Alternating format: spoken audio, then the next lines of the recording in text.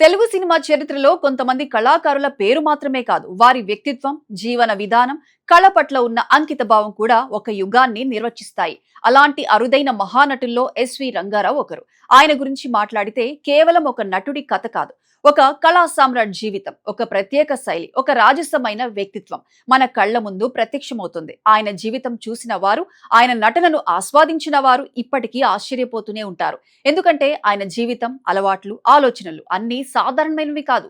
SV Rangarao పేరు వినగానే ముందుగా గుర్తొచ్చేది ఆయన అద్భుతమైన నటన.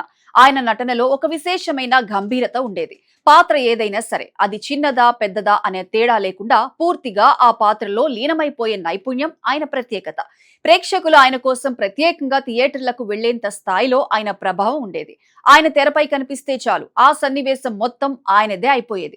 హీరోలతో పాటు నటించిన చాలా సందర్భాల్లో ఆయననే ప్రేక్షకులు ఎక్కువగా గుర్తుంచుకునేవారు. ఆయన ప్రారంభ కాలం కూడా అంత సులభం కాదు. సినిమా రంగంలోకి వచ్చిన మొదటి రోజుల్లోనే ఆయనకు అవకాశాలు వచ్చినప్పటికీ వాటిలో కొన్ని విడుదల కాలేదు. అయినప్పటికీ ఆయన పట్టుదల తగ్గలేదు. చివరకు షావుకారు వంటి చిత్రంతో ప్రేక్షకుల ముందుకు వచ్చి తన ప్రతిభను నిరూపించుకున్నారు. ఆ సినిమాలో ఆయన చూపించిన సహజమైన నటన ప్రేక్షకుల్ని ముగ్ధులను చేసింది. అక్కడి నుంచి ఆయన ప్రయాణం వెనక్కి తిరిగి చూసుకోలేదు. శరీరాకృతి పరంగా కూడా రంగారావు ప్రత్యేకంగా నిలిచారు. సుమారు 6 అడుగుల ఎత్తు, దృఢమైన శరీరం, గంభీరమైన స్వరం ఆయనకు ఒక రాజసమైన వ్యక్తిత్వాన్ని ఇచ్చాయి. ఆయన తెరపై కనిపించినప్పుడు నిజంగా ఒక రాజు కనిపిస్తున్నట్టే అనిపించేది. ముఖ్యంగా పౌరాణిక సినిమాల్లో ఆయన నటన ప్రేక్షకులపై అపారమైన ప్రభావాన్ని చూపింది.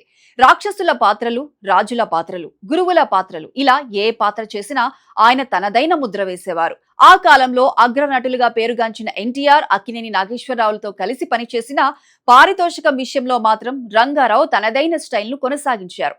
ఆయన తన విలువ తెలుసుకున్న నటుడు. తనకు తగిన గౌరవం, పారితోషికం రావాలనే విషయంలో ఆయన ఎప్పుడూ రాజీ పడలేదట.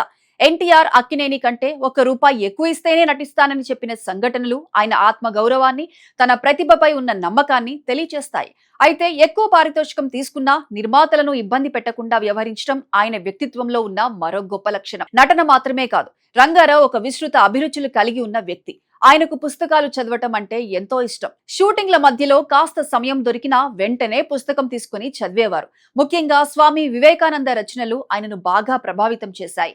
ఆలోచనల్లో లోతు, జీవన విధానంలో గంభీరత, ఇవి ఆయన చదివిన పుస్తకాల ప్రభావమే అని చెప్పొచ్చు. ఆయన దగ్గర మంచి గ్రంథాలయం ఉండేదని కూడా పలువురు చెబుతుండేవారు. ఫోటోగ్రఫీ కూడా ఆయనకు ఎంతో ఇష్టమైన హాబీ. అప్పటి కాలంలోనే వివిధ రకాల కెమెరాలను సేకరించి వాటితో ఫోటోలు తీయడం ఆయనకు అలవాటు. ఒక 16mm కెమెరా కూడా ఆయన దగ్గర ఉండటం ఆయనకు టెక్నాలజీపై ఉన్న ఆసక్తిని చూపిస్తుంది. సాధారణంగా నటులు తమ వృత్తిలోనే పరిమితమవుతుంటారు. కానీ రంగారావు మాత్రం తన ఆస్తులను విస్తరించి కొత్త విషయాలను నేర్చుకోవడంలో ముందుండేవారు. దర్శకుడిగా కూడా ఆయన తన ప్రతిభను నిరూపించుకున్నారు. చదరంగం, బాంధవ్యాలు వంటి సినిమాలకు దర్శకత్వం వహించి ప్రేక్షకుల ప్రశంసలు అందుకున్నారు. ఈ చిత్రాలు కేవలం వినోదాన్ని మాత్రమే కాకుండా సామాజిక విలువలను కూడా ప్రతిబింబించాయి.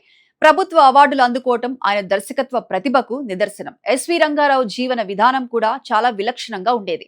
ఆయన దగ్గర ఖరీదైన కార్లు ఉండేవని, విలాసవంతమైన జీవితం గడిపేవారని అనేక కథనాలు చెబుతాయి. అలాగే వేట అంటే ఆయనకి ఎంతో ఇష్టం. అప్పట్లో వేటకు అనుమతి ఉండటంతో ఆయన దగ్గర ఒక భారీ తుపాకీ కూడా ఉండేదట.